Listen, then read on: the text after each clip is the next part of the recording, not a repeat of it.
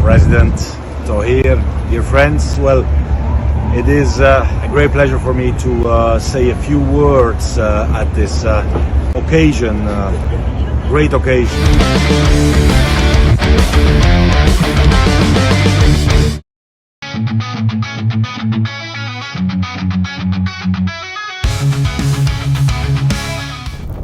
Timnas Indonesia memang dihadapkan pada misi berat di 4 laga sisa ronde ketiga kualifikasi Piala Dunia.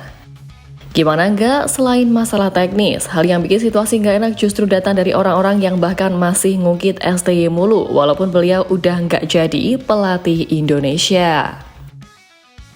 Ya, setelah hampir 1 bulan usai pemecatan Sintayong, akhirnya drama kembali terjadi, di mana muncul kabar bahwa ex-pelatih asal Korea Selatan tersebut sampai saat ini belum menandatangani surat pemecatan dari PSSI sebagai pelatih Timnas Indonesia.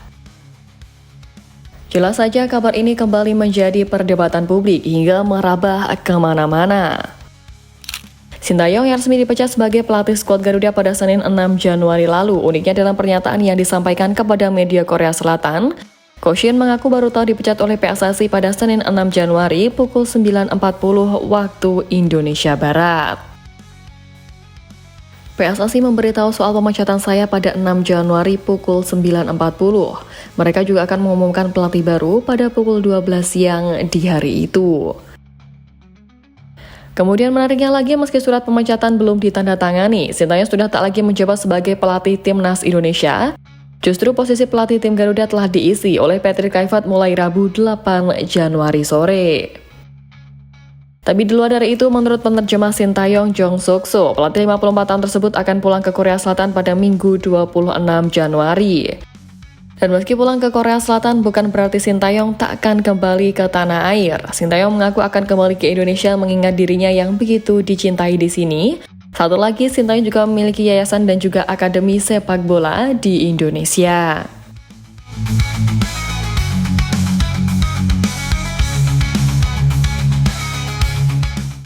Ya, pemecatan Sintayong dari Timnas Indonesia memang masih menjadi polemik di media sosial. Banyak yang menilai bahwa PSSI salah mengambil langkah memecat pelatih asal Korea Selatan tersebut, sebab tak bisa dipungkiri rekam jejak Sintayong bersama skuad Garuda memang terbilang cukup mentereng. Meski belum berhasil mempersembahkan trofi juara, tapi Sintayong mampu menorehkan 26 kemenangan dan 14 hasil imbang dari total 57 pertandingan bersama skuad Garuda. Tidak sampai di situ, Ko Shin juga berhasil membawa Timnas Indonesia memecahkan rekor dengan mengalahkan Arab Saudi untuk pertama kali dalam sejarah di putaran ketiga kualifikasi Piala Dunia 2026 bulan November lalu. Tentu dengan berbagai prestasi gemilang tersebut, wajar saja jika publik merasa kehilangan sosok yang telah membawa tim Garuda melesat ke posisi 127 di ranking FIFA dunia itu. Dan jika kembali menilik surat pemecatan yang belum ditandatangani Ko Shin, menurut mantan asisten pelatih Sintayong di Timnas Indonesia Kim Jong-jin, ia menyebut jika masih ada negosiasi tentang hal-hal tertentu dengan PSSI yang mungkin bakal menjadi kejutan nantinya. Because I think they're still negotiating over I don't know, certain things. Okay. That's why. Ya, melihat ini publik memang tak akan ada habisnya dengan pembahasan yang itu-itu aja. Ya, padahal setelah Ko Shin pun angkat kaki dari tanah air, skuad Garuda juga akan menyambut era baru bersama pelatih anyarnya Patrick Kluivert. Biarlah drama-drama itu terjadi, dan kini saatnya kabar baik datang menghampiri perjuangan Indonesia dalam lanjutan babak ketiga kualifikasi. Benar, usai Sintayong hengkang, Timnas Indonesia era Patrick Kluivert akan kedatangan banyak pemain naturalisasi baru untuk ikut bertarung di putaran ketiga kualifikasi Piala Dunia 2026. Pemain naturalisasi baru yang tengah diproses saat ini ialah Oleh Romney dan Jairo Riedewald, di mana nama pertama kabarnya tinggal menunggu rapat di DPR, dan nama terakhir tengah berada dalam proses.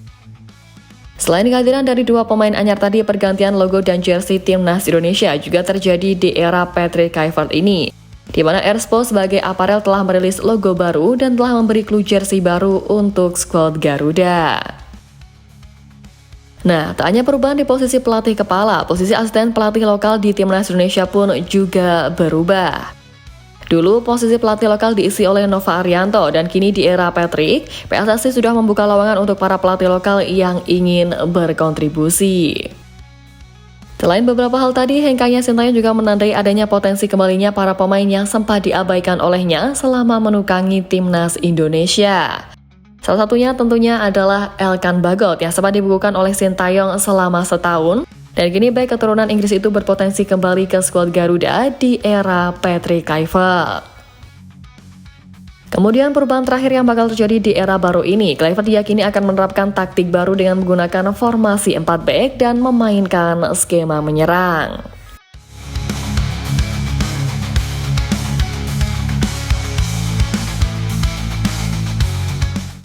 Nah, segala kabar baik terkait perubahan yang akan dibawa Coach Patrick tadi juga disusul dengan kabar menggembirakan dari salah satu punggawa yakni Misilgers yang terlihat sudah kembali di lapangan. Ya, dalam unggahan Instagram klubnya FC20 memperlihatkan foto aksi Misilgers yang tengah menjalani latihan bersama tim pada Selasa 21 Januari kemarin. FC20 juga memberikan pernyataan singkat terkait unggahan pemain keturunan Indonesia Belanda tersebut dengan caption "Kembali ke lapangan". Tentu ini menjadi kabar baik buat timnas Indonesia, pasalnya pemain berusia 23 tahun itu sebelumnya mengalami cedera dan sudah absen selama 6 laga lebih bersama FC20. Tak hanya itu, sebelumnya pun Hilgers mengalami cedera saat timnas Indonesia melawan Cina pada 15 Oktober lalu. Namun setelah dilakukan pemeriksaan, pemain FC20 tersebut juga diharuskan absen pada laga melawan Jepang dan Arab Saudi. Untuk itulah jelang melawan Australia dan Bahrain, dengan kabar ini bukan tak mungkin timnas Indonesia bakal diperkuat Misilgers nantinya.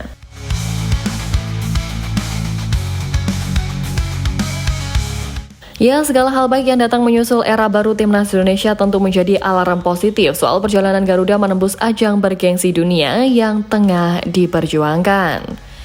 FIFA yang merupakan induk sepak bola dunia juga membuktikan ramalannya sebulan lalu yang tak segan-segan memasukkan nama Marcelino Ferdinand ke daftar 6 pemain muda Asia yang paling bersinar di babak ketiga kualifikasi Piala Dunia 2026. FIFA juga tidak meragukan kualitas dari Marcelino Ferdinand dalam perannya sebagai pembaca permainan sekaligus playmaker bagi tim yang dia bela, termasuk Oxford United. Dan benar terbukti penampilan Marcelino yang ditunggu-tunggu akhirnya terwujud, di mana ia sukses mencetak 2 gol kemenangan Oxford United sekaligus membawa timnya ke semifinal. Tentu menilik itu, FIFA yang dari jauh-jauh hari sudah memprediksi kalau penampilan Marcelino Ferdinand akan membuat penonton sepak bola menjadi terkesima akhirnya terbukti. Ya, usai bermain gemilang bersama timnas Indonesia, Marceng juga sukses menampilkan hal serupa saat membela Oxford United.